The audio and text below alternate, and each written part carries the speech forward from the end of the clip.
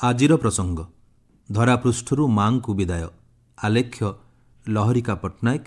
ଉପସ୍ଥାପନାରେ ମୁଁ ଆଶୁତୋଷ ପତି। ମହାମାୟାଙ୍କର ଆଜି ଅନୁଷ୍ଠିତ ହେଉଛି ଭସାଣ ଉତ୍ସବ। ଶାରଦୀୟ ପାର୍ବଣର ଅନ୍ତିମ ପର୍ଯ୍ୟାୟ। ବର୍ଷକର ପ୍ରତୀକ୍ଷା, ଉତ୍ସାହ, ଉନ୍ମାଦନା, ଭକ୍ତି ଓ ଭାବରେ ଏକ ପ୍ରକାର ପୂର୍ଣ୍ଣଚ୍ଛେଦ ପଡ଼ିବାର ବେଳା। ମଣ୍ଡପରୁ ବିଦାୟ ନେଇ ଜଳରେ ବିଲୀନ ହେଉଛି ଜଗଜ୍ଜନନୀଙ୍କ ମୃଣ୍ମୟ ପ୍ରତିମା। ଶ୍ରଦ୍ଧାଳୁଙ୍କୁ ଆଧ୍ୟାତ୍ମିକ ଚେତନାରେ ଭିଜେଇ ମେଲାଣି ନେଉଛନ୍ତି ମା। ଭାବବିହ୍ୱଳ ପରିବେଶ। ଭକ୍ତ ଆଖିରେ ଲୁହ ବାଧା ମାନୁନାହିଁ। ପୁଣି ବର୍ଷେ ଅପେକ୍ଷା।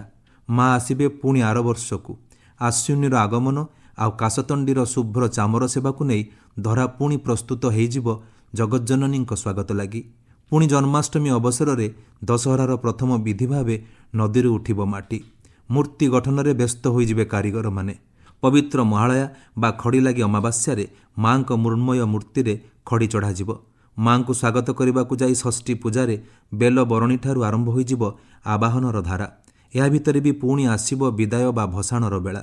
ଜନ୍ମ ସହ ମୃତ୍ୟୁ ପରି ଆବାହନ ସହିତ ସୃଷ୍ଟିର ଚିରନ୍ତନ ସତ୍ୟ ଭାବେ ରହିଆସିଛି ବିସର୍ଜନ। ଆଶ୍ୱିନ ମାସ ଶୁକ୍ଳପକ୍ଷର ଦଶମୀ ତିଥି ଦଶହରା ପର୍ବର ଶେଷ ଦିନରେ ସମସ୍ତ ମଣ୍ଡପରେ ଚାଲିଥିଲା ଦୁର୍ଗତିନାଶିନୀ ମା ଦୁର୍ଗାଙ୍କର ଭବ୍ୟ ପୂଜା। ବେଦମନ୍ତ୍ର, ଚଣ୍ଡୀପାଠ, ଘଣ୍ଟ ଘଣ୍ଟା ଶଙ୍ଖଧ୍ୱନିରେ ମୁଖରିତ ହୋଇଥିଲା ମଣ୍ଡପ। ମାଙ୍କ ଆବାହନରେ କମ୍ପୁଥିଲା ଗଗନ ପବନ। ସୁସଜ୍ଜିତ ତୋରଣର ଆଲୋକରେ ଅନ୍ତର୍ହିତ ହୋଇଥିଲା ଅନ୍ଧାର।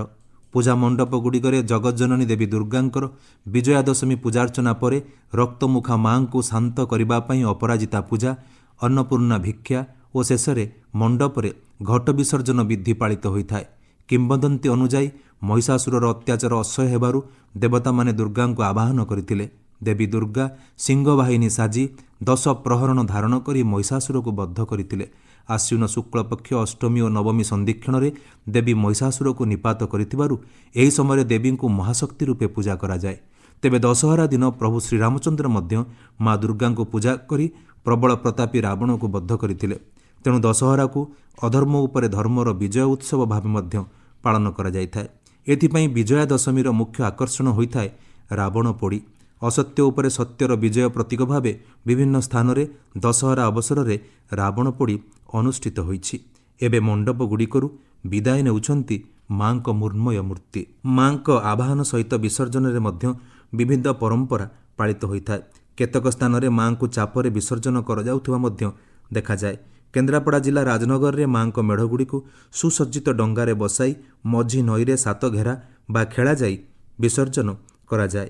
ଦଶହରା ଅବସରରେ ଶ୍ରୀକ୍ଷେତ୍ର ପୁରୀରେ ଗୋସାଣୀ ଯାତ୍ରା ଆୟୋଜିତ ହୋଇ ଶ୍ରୀମନ୍ଦିର ସମ୍ମୁଖରେ ଦୁର୍ଗା ମେଢ଼ଗୁଡ଼ିକ ଏକାଠି ହେବା ପରେ ଦେବସଭା କରାଯାଏ ଏବଂ ସେଠାରୁ ବିସର୍ଜନ ପାଇଁ ଯିବାର ପରମ୍ପରା ରହିଛି। କଟକର ପୁରୀଘାଟ ଥାନା ପାଖରେ ଥିବା ଦେବୀଗଡ଼ାଠାରେ ମାଙ୍କୁ ଦିଆଯାଏ ମେଲାଣି। ବର୍ଷ ବର୍ଷ ଧରି ପାଳିତ ହୋଇ ଆସୁଛି ଏହି ପରମ୍ପରା। ପରିବେଶ ସୁରକ୍ଷା ପାଇଁ କିଛି ବର୍ଷ ହେବ ପ୍ରଶାସନ ପକ୍ଷରୁ ବିସର୍ଜନ ପାଇଁ ଦେବୀଗଡ଼ା ସମେତ ବିଭିନ୍ନ ସ୍ଥାନରେ କୃତ୍ରିମ ପୋଖରୀ କରାଯାଉଛି।